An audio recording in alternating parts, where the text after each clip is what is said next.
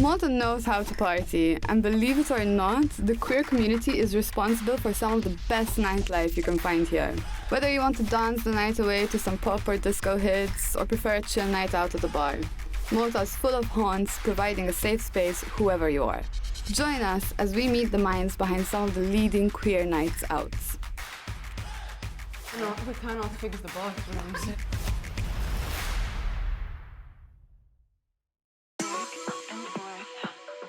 We can't talk about queer nightlife without meeting Chris, a photographer who is also the brains behind Lollipop, Malta's favorite queer night out.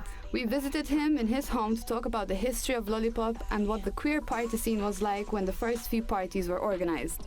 The reason why we started it is because we felt like something new was required. Not saying anything wrong about the scene back then, but it was very limited. It was mainly like these, I think, 2 places back then, and what annoyed us the most was the music.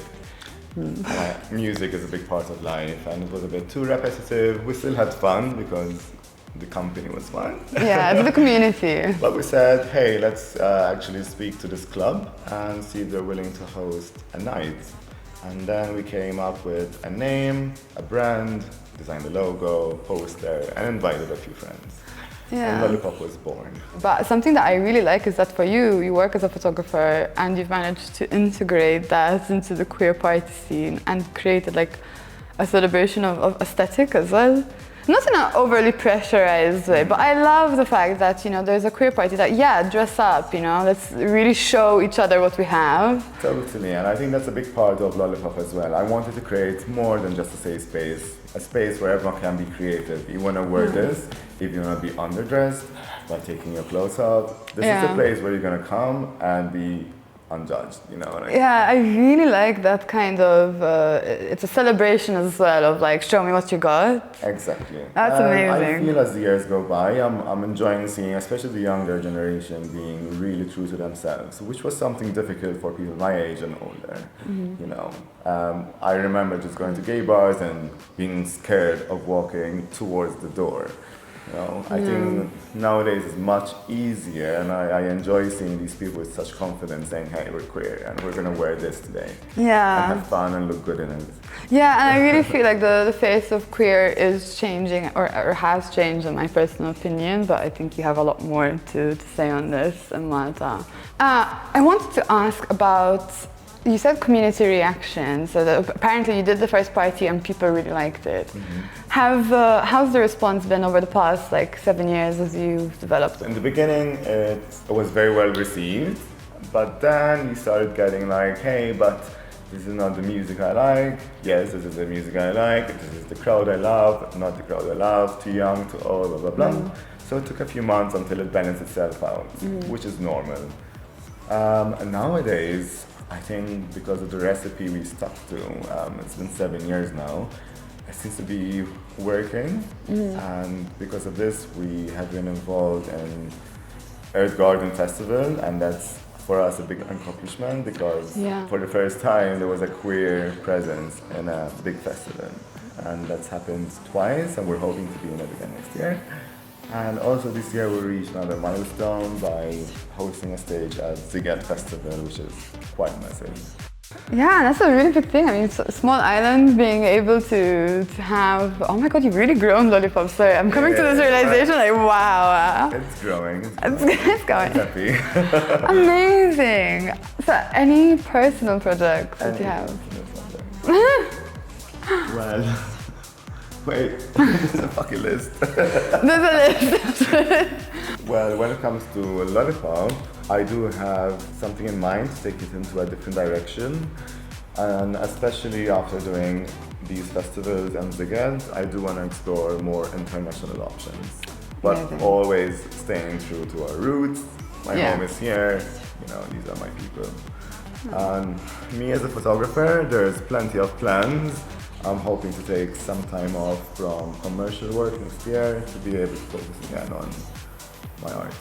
Amazing. Chris, I have nothing but words of reverence and celebration for you. Thank you so much.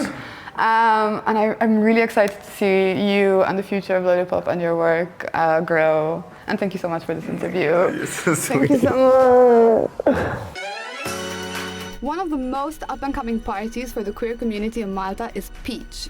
We sat down with Amy and Harley, 2 of the 7, yes, 7 organizers of Peach, to talk about the importance of creating a safe space for women and queer people at parties. Peach is a party created for girls, by girls.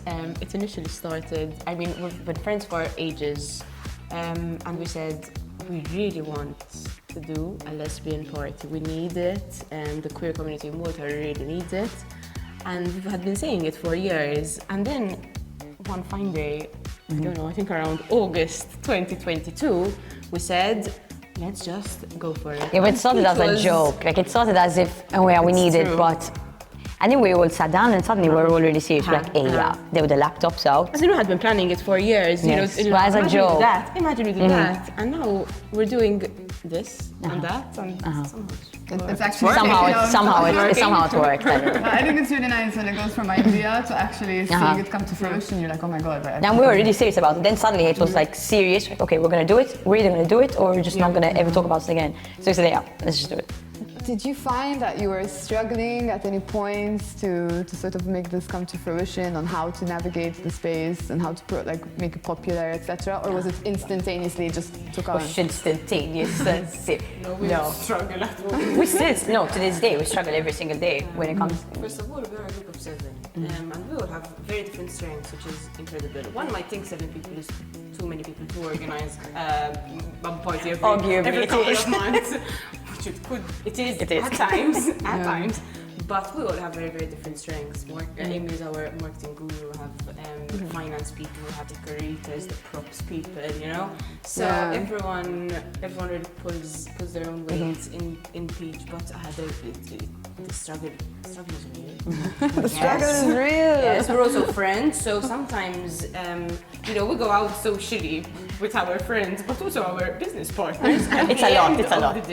We end up talking about Peach all the time. It consumes our life. We really annoy the others. We really enjoy doing it. So. Yeah, but I think that's something really beautiful about Peach is that you can feel that sense of community, and you really feel the sense that you guys are there to offer a space and claiming that space within the queer landscape in Malta, which is, the whole point of even in the series, what we're doing is to celebrate these new avant-garde parties. So. And the thing is, it feels like a family with us because we're so close and because we very much identify and we know that we are so lucky to have each other. Like, there are other people, straight, gay, whatever, to have a big group of friends like we do and we can go out together and our minds are stressed, like, I feel like going to this party, someone's gonna come. A lot of people don't have that, so it's not only a case of giving them a space to be queer, it's giving a space for everyone. So there's that family kind of feeling of like we're all together. There's no, I don't know how to explain it. We wanted to create a community with Peach. Peach isn't ours. I think it's one of the things that we've really tried to communicate with people who come to Peach. This isn't our party. What we like might not necessarily be translated at Peach. We want to know what you like, what you want to listen to, what you want to see. Creating that and people coming up to us telling us, why don't you do that next time? That is something we really enjoy. Except the bathrooms. The bathrooms. Well, the bathrooms are out of your control. You can only do it so much. We cannot fix the bathrooms. No, we can't fix it. It's the one thing. It's the hurdle we can't get over. We're 7 and we all have different strengths. No one is yet a plumber. Maybe we'll become 8. Maybe, but just one person carrying around the porta potty, No, that's our one. The hurdle that we can't get over is the bathroom. Honestly, if that's your one hurdle, it's a hurdle in many other bathroom parties. So, honestly, that's. We have the men's as well, so we use the men's as well. So it's just become. Well, for me, it's indicative that you have so many people at the party, which is great. So just showing. I guess so. I guess you can look at it like that. Yeah, exactly.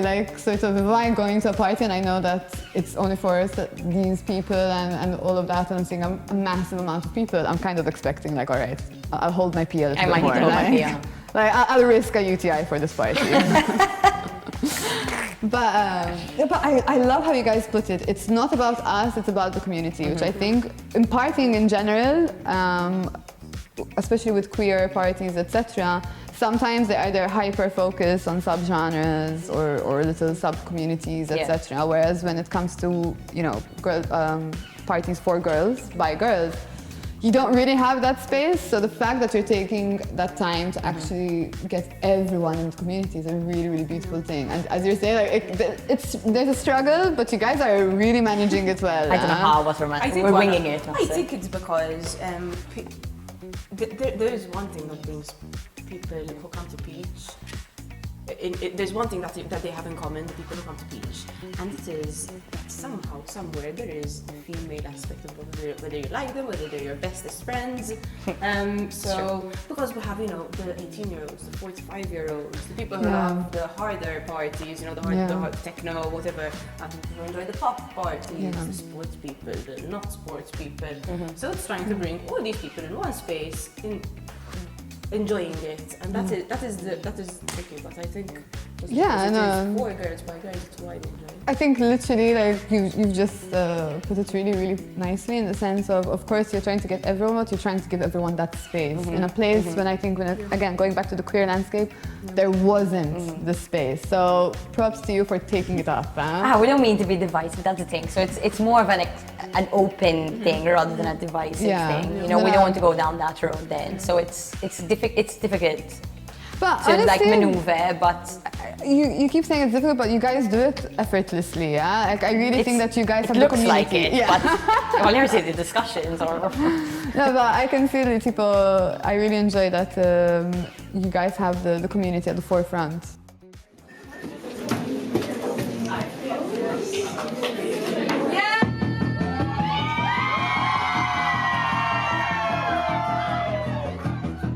It's not just the queer party scene that's been thriving. If loud pop music isn't your thing, Saturday might be your vibe instead. It's a drag show normally held at Storeroom in Gżira, and its aim is to foster an inclusive community that moves away from male-dominated queer spaces. So I'm Con. I'm born and based in Malta. I'm a multimedia artist, and one of those practices just happens to be drag. I'm here for it. And you?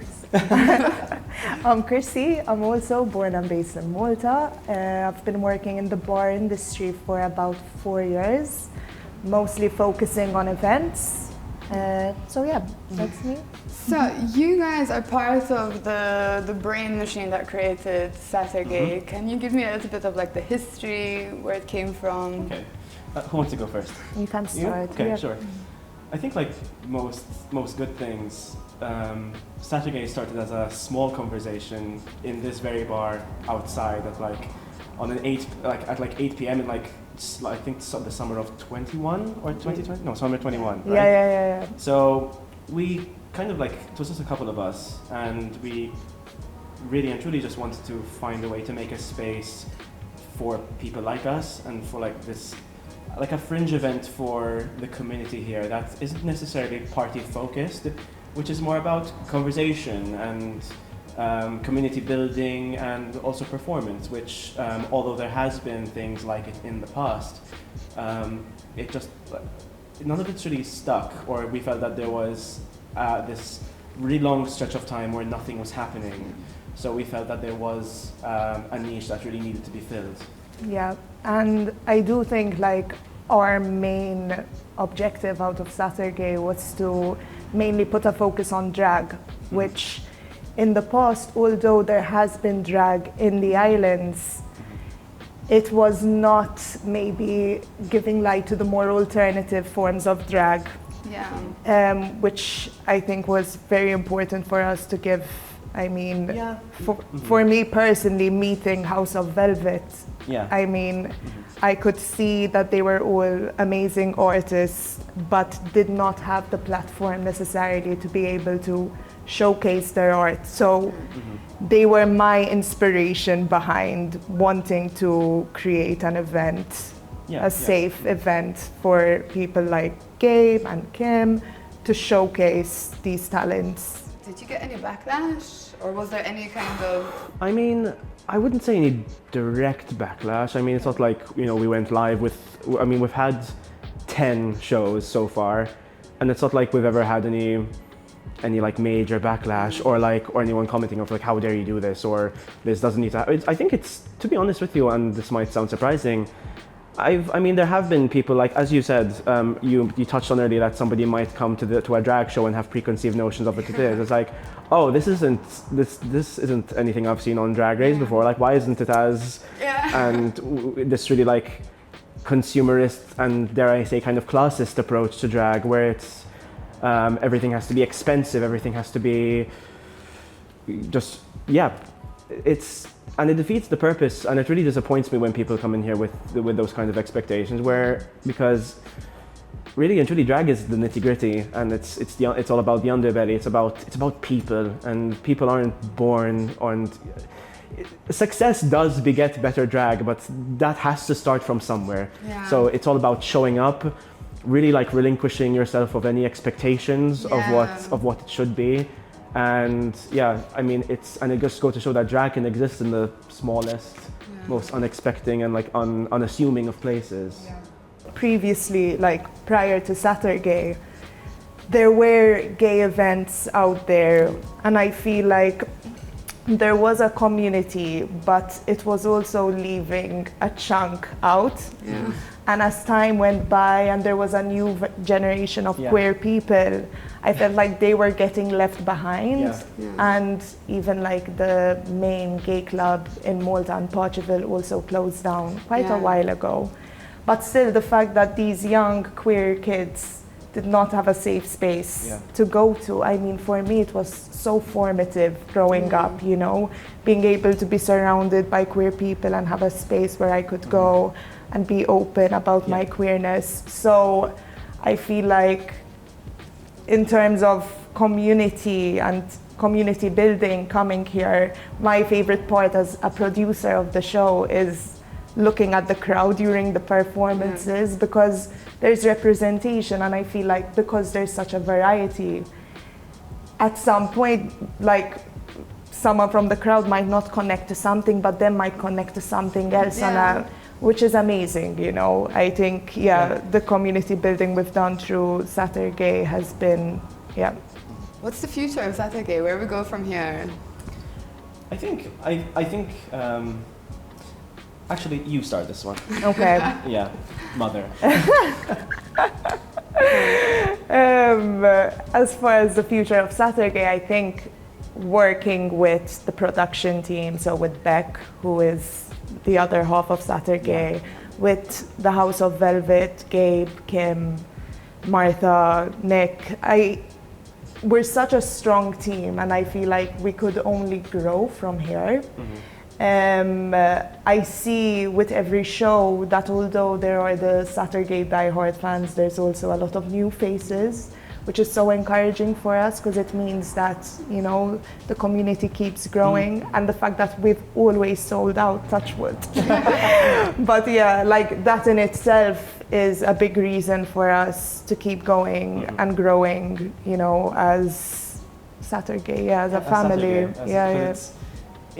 And I think, obviously, I think the main answer would be, we want it to be bigger, we want it to be more, you know, like more and more and more. But I think we're quite careful with Saturday, because we are as much as it would be great to like just expand, and because we want more people to enjoy this, and we just want to be more visible, and we just want people to really come and experience drag in in its rawest form, in its I guess a really primitive state of drag. And even though like I can't really say primitive, because in these like 2 quick years, a lot of us have grown, and that's kind of spilled over into other events in this country, where maybe we're starting like, okay, maybe drag can exist here, and drag can flourish, and we can really like foster like environments where it's all about the art of drag, and it's less about, you know, these like quick parties type situation. So we're really nurturing drag, and specifically Saturday. We're really trying to nurture Saturday as carefully and as organically as possible, because we don't want to lose the spirit of a space where people can just kind of come here and let go and get to know like each other and like pockets of the community which they haven't interacted with before, or just wanting to know more. I think this is a complete space where that conversation can happen, and I think that's something we're all in agreement that we don't want to lose. Yeah. Something I want to make one thing which is a major praise for Saturday. You had mentioned earlier about classism, and it's true, like especially in the entertainment industry, the moment that you start to boom, it turns into this commercialization, big. Whereas with you guys, you understand that, okay, there has to be some kind of sustainability, but access to wealth within the queer community is even more so difficult, especially if you're trying to do performance. And you understand that, and keeping it still accessible for me is like, wow. And that's what I really like, is that even as you guys are growing, you focus on the accessibility. So super, super well done. I have one quick question. Can I give you a hug? Join us in our next episode as we explore the intersection between the queer community and the migrant community, and how Malta can offer a safe space to some migrants. We are building our family, we have a dog, we are buying an apartment. But maybe not to others. Why, when it comes to minorities, we are always oppressing them?